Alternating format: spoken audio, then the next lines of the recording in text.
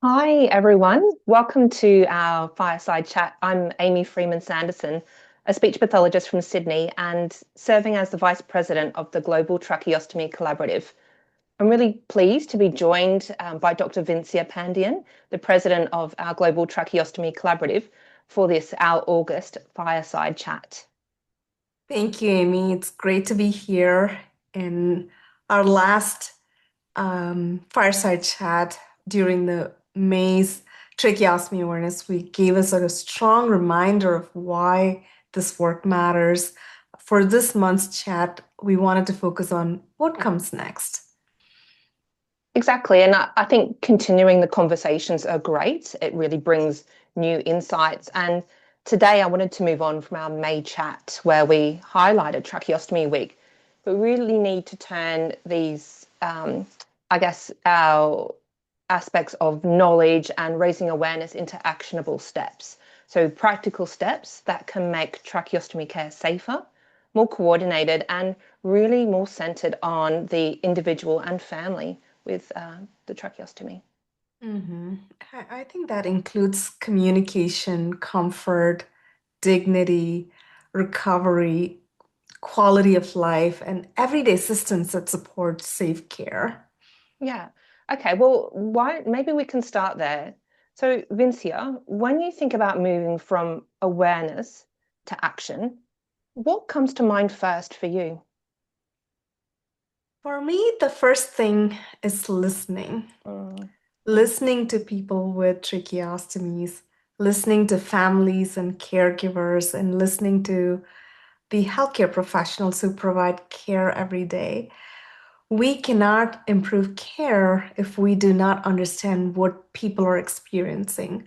Sometimes we focus on clinical outcomes, which are very important, such as complications, mm, readmissions, emergency events, and or decannulation. But we also need to ask about the person's daily life. mm. Can they communicate? Do they feel safe?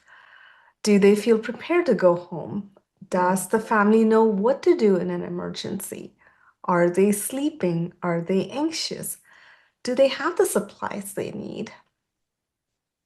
Yeah, look, that is all so true, and there's a lot that encompasses what listening is and how we need to listen. I think thinking from my perspective, you raise communication, and look, that's one of the most immediate and emotional issues that comes up. So when someone has a tracheostomy, especially in hospital, they may suddenly lose their ability to speak, or in some cases may not be able to communicate in the way that they're used to. So it's very frightening and frustrating. And I hear this from people with a tracheostomy who have experienced this. So I think one action is to make communication a priority from day one. So it's not an optional extra, but it's really integral and part of safe person-centered care. I love that. Communication is safety. Mm, It is also dignity. A person yeah. needs to be able to tell us when they're in pain, when they're short of breath, when Mm. something feels wrong, or when they simply need reassurance.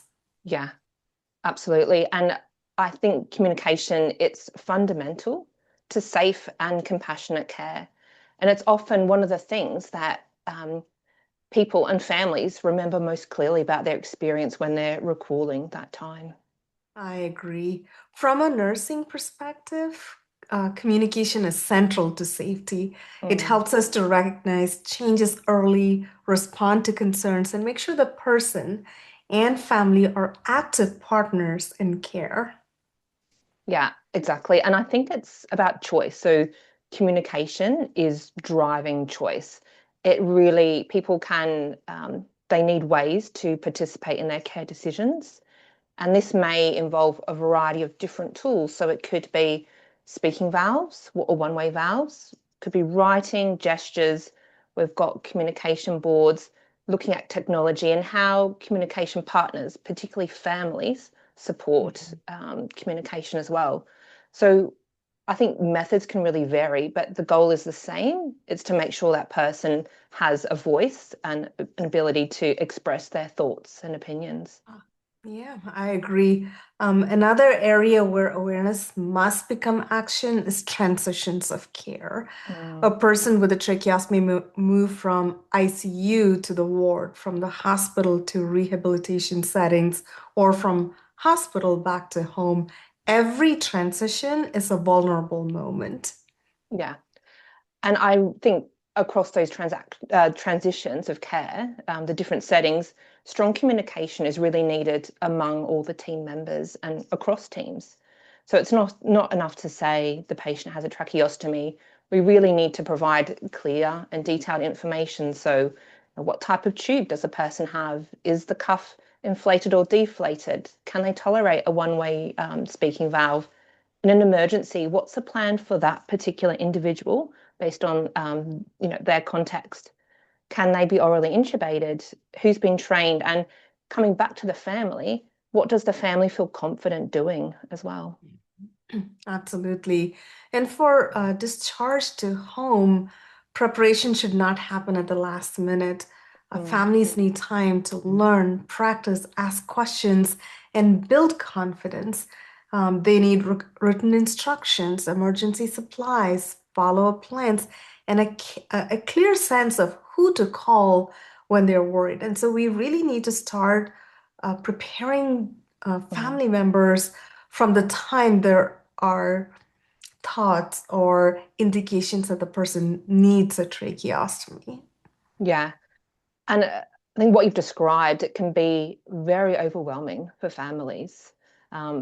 If we think about when they're in the hospital, families describe or tell us that they're surrounded by clinicians and equipment. And then suddenly, when they are at home, they can feel that they're alone or they feel a greater sense of responsibility. So it's not only about the preparation technically, but also emotionally for families as well. Yes, and that is why caregiver confidence is such an important outcome. We often measure things that are easy to count, Mm, but we also need to measure what matters. Does the person feel ready? Does the caregiver does the patient feel ready? Does the mm, caregiver feel ready as well? And do they know what to do if the tube becomes blocked or displaced? Do they know when to seek help? When is it urgent? Or when can they take time and monitor that patient? mm. I love that you mentioned outcomes, and I want to concentrate a little bit on that. So, when we say we want to improve outcomes in tracheostomy care, what outcomes should we be thinking about? I think we should be thinking broadly. Of course, safety outcomes are Mm, essential. Fewer complications, fewer emergency events, fewer preventable readmissions, and safer decannulation when appropriate. But outcomes also include communication, swallowing, mobility, comfort, participation in mm. care, caregiver preparedness, and all of these comprise the overall quality of life. And you described several outcomes, and I think I wanted to add to that, we need to be collecting and measuring outcomes that are meaningful to the person. Mhm. So for one person, success may mean getting home safely. For another, it might be meaning being able to speak to their family or to family groups. And for another, it might be eating and drinking again, looking at what the activities the person's doing, returning to work, or simply in regards to emotions, feeling less afraid. So it's really us considering as a team what's important to the person and how are we measuring that. Mhm. That is such an important point. Quality care is not only about whether the tracheostomy tube is managed correctly and Mm, safely. It's also about whether the person can live as fully and safely as possible. yeah, and look, I think that's where the Global Tracheostomy Collaborative has a really important role. So thinking about sort of how the GTC brings together people, families, clinicians, institutions, so hospitals and researchers as well. So a collaboration in terms of how we learn from each other and how we improve. So hearing each other, listening and learning together. Mhm. Collaboration is at the center of everything we do Mm, because tracheostomy care is complex and no one discipline can do it alone. mm, Nurses, speech language pathologists, respiratory therapists, physicians, physiotherapists, occupational therapists, dietitians, social workers, home care teams, and many others all have important roles. But the person with the tracheostomy and their family are the constants. yeah.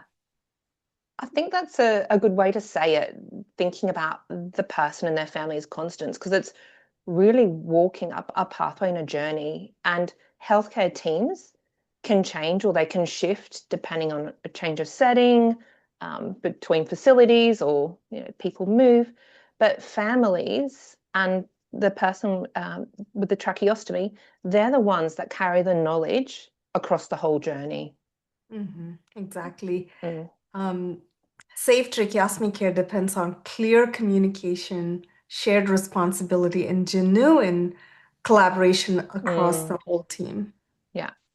And that collaboration, as we've sort of highlighted, really needs to include the person with a tracheostomy and their family.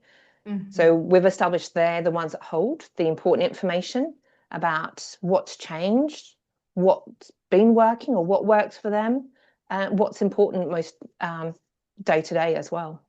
Mhm. When we truly partner with people and families, we improve both safety and quality. Mm, They notice changes. yeah. They ask important questions and help us understand what matters most. Yeah. And that collaboration also helps health professionals. It gives teams a place to share what's working, what's challenging, and how resources might help. And that team collaboration and team thoughts are so essential. So I guess even when we're thinking about training, so sometimes one hospital has developed a great training approach, another may have improved emergency readiness, and another one has built a strong discharge pathway. And it's looking at how we as a GTC can share bring those lessons together and share them more widely. Yes, that shared learning is Mm, so powerful. yeah. We do not need to reinvent the wheel, right? We can learn Mm, together and adapt yeah. ideas to our own settings and communities. Yeah. And so I'm going to ask you, Vincia. So if we were to ask people watching, so everyone watching now, to take one action this month to progress awareness forward, what would you suggest? Mhm. I would suggest starting with one practical question. Hmm. What is one thing we can improve for people with tracheostomies in our setting? It could be checking whether the emergency equipment is available and Mm, standardized. It could be improving staff education. It could be asking families what they need before discharge. It could be reviewing communication support. It could be starting a small quality improvement project. The action does not have to be large. mm, Small, consistent, or incremental changes can have a major impact. yeah. I love that, thinking about it's sort of what we're doing and how the sum of all the parts could really add up. And of course, from my side, I would love the action to be how are we supporting communication for every Mhm. person with a tracheostomy.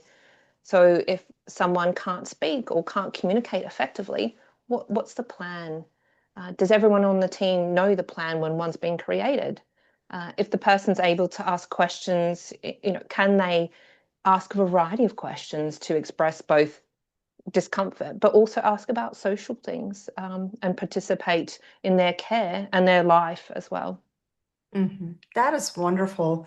Another simple action is to invite people and families into the conversation. Mm, Ask them, what would have made this experience safer or easier for you? Their answers may point us toward the most meaningful improvements that we need to work on. And I would add to that for individuals and families, I would say that your voice matters, your experiences matter as well. And these questions that you ask, the experiences that you share, the concerns that you raise can really improve care for others and inform further care and research. So maybe the challenge for August, for everyone out there, is to challenge yourself to identify one achievable improvement in your own setting. Yeah, something practical, Mm, focused, and meaningful. It might be a change to communication support, mm, emergency readiness, staff education, discharge preparation, or the way we listen to people and families. yeah. And importantly, as you said, it doesn't need to be large to matter.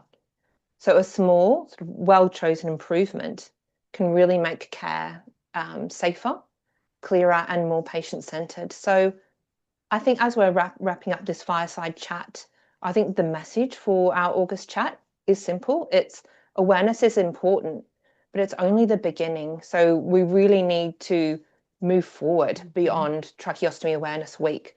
We need to move the work forward and make it actionable and implement actions as well. And I think moving from, I guess, awareness to action means that we're making tracheostomy care safer, more coordinated across the team, and more compassionate and centered on what's meaningful for that person's life and their particular goals. Mhm. And it means doing that together with Mm, people living with tracheostomies, families, caregivers, clinicians, researchers, educators, and healthcare leaders as well. yeah. And so, for everyone listening, thanks for your time. And if you want to learn more or to get involved, would really encourage you and invite you to connect with us, the Global Tracheostomy Collaborative. So you can do this by visiting the GTC website, exploring the resources, join the community and contribute your knowledge and wisdom, and consider how you can also contribute to improving tracheostomy care. Yes, thank you, Amy, for this conversation and for your leadership. And thank you to everyone in the Global Tracheostomy Collaborative community for the work you do Mm. every day. And thanks, Vincia. And again, thanks to everyone for joining us. Thanks for the work that you do. Let's keep moving from awareness to action, one conversation and improvement at a time. Until next time, we'll see you for our next fireside chat.